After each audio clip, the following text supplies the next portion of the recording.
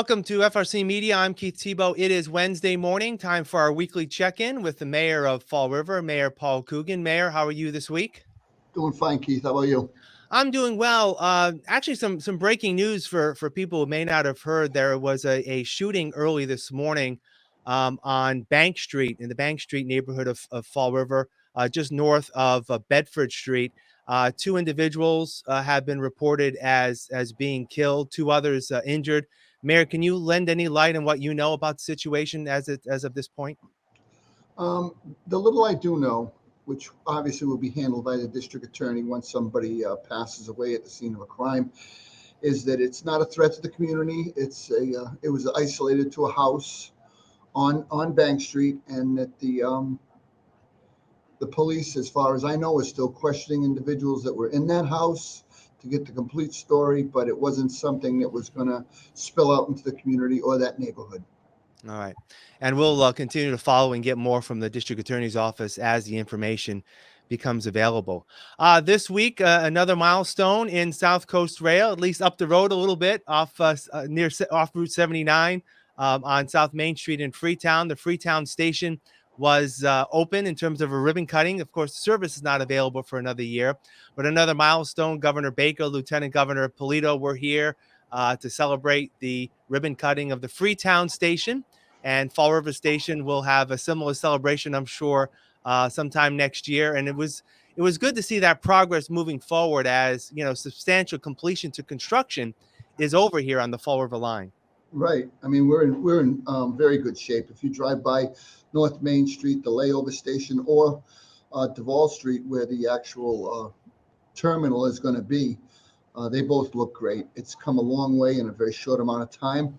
I went up there to Freetown to offer my support to their progress along the way, and obviously they had the train pulled down to the station, and it was very, very exciting. I think it's going to really help the environment, help the commute, and help our residents on the South Coast area, whether it is New Bedford or Fall River, to link with Boston. It's really going to be special, and I hope people appreciate Governor Baker and Lieutenant Governor Polito, who, as you were there, Keith, received probably 90% of the share of how this got done. They stayed with us when no one wanted to get it done, and we went out and did what we had to do on our end to make sure we were 100% in line with the regs, and we're ready to roll.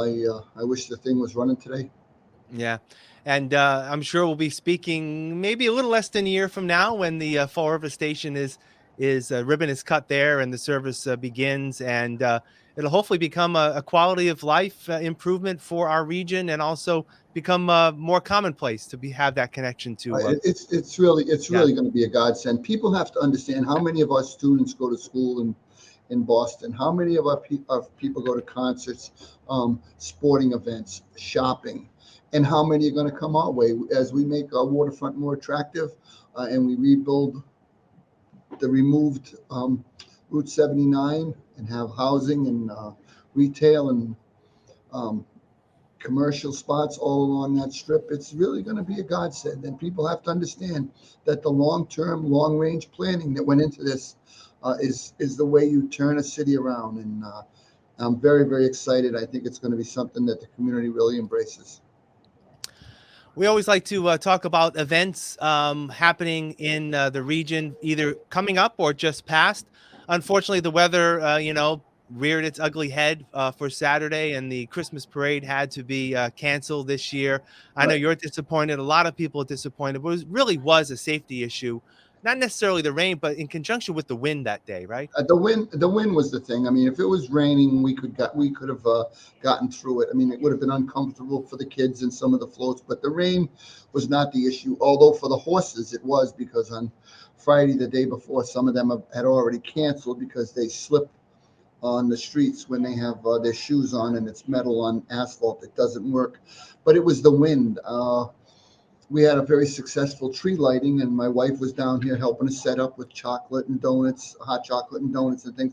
And she literally set a box of donuts on the table, and it blew down Sullivan Drive before she had time to get the next box. It was that strong, the wind. Yeah. And on Saturday, it was the same thing. And people are like, well, why didn't you have a Sunday day? Well, why don't you have a Monday day? Because those floats and the balloons and things that we have, they won't give you 2 days, Keith. They're not going Yeah, to, we can't call up and say, listen, we want Saturday, but if it rains, we're also going to buy Monday because they're going to go somewhere else for Monday and get 2 checks. Now, right. I think Grace over at Recreation has been working on that right now to see what we can get back and what we're going to lose. I mean, we may lose some money, but I heard it might not be anywhere near as bad as it was.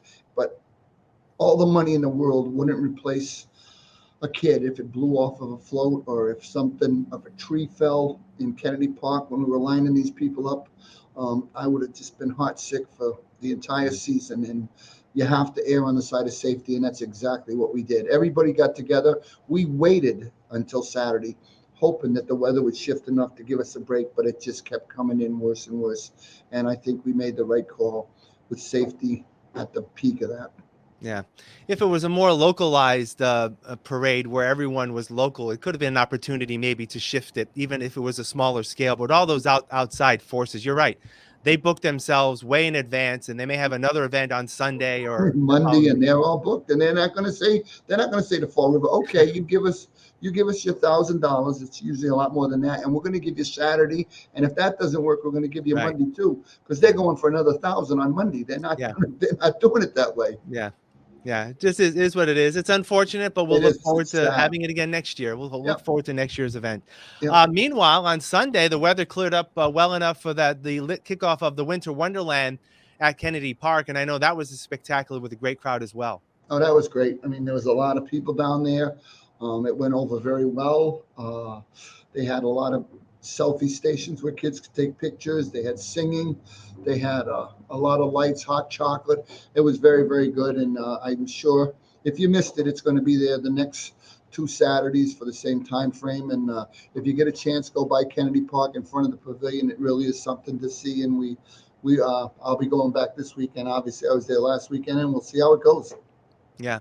And, we talked about this. We hinted at it last week. We're actually not going to speak next week. So I do want to kind of go ahead a little bit a week on the Christmas in Fall River event at BMC Durfee High School, the Nagel Auditorium, the Sons of Serendip, and another special guest there. Are there still tickets available? Are we sold out? What can you tell us? No, we're not sold out, but tickets are moving very, very rapidly. And people have to remember that those tickets, that the $10 you purchase is not going to the performers or to the hall or to anybody in the city. That money's going directly into the toy drive that's now done by our police and fire department. We do the wrapping at Blessed Trinity with Father Rob. Those toys go to kids all across Fall River. So the money raised is not the Bristol County Savings Bank is more than gracious in supporting that event and helping us to put it on the stage. But at the same time, if we raise some money, we may make Christmas better for some kids that need some support. And I'm going to tell you right now, if you miss that show, you're really missing out because the first winner of The Voice, I've seen him before. He is absolutely excellent. Javier Colon. He started the whole show off by winning the inaugural year, and the Sons of Serendip are featured guests in Fall River frequently. I think people come out and see something, and it will definitely put you in the Christmas spirit 9 days out, and you will go through Christmas a much happier person if you come out. And we hope to see you there at Durfee High School on December 16th at 7:30. Yep. And that is a Friday. A lot of events happen on the weekend. That's actually a Friday night The only at, night we could get because they yeah. were all booked out. Yeah, at Durfee High School. Should be a fun event. All right, Mayor, as I mentioned earlier, we're taking a break next week. I'm going to be away from the office when we'll talk again in a couple of weeks. I appreciate your time. Okay, Keith. Thank you. All righty. And thank you for joining us, as always, here on FRC Media. Have a great week.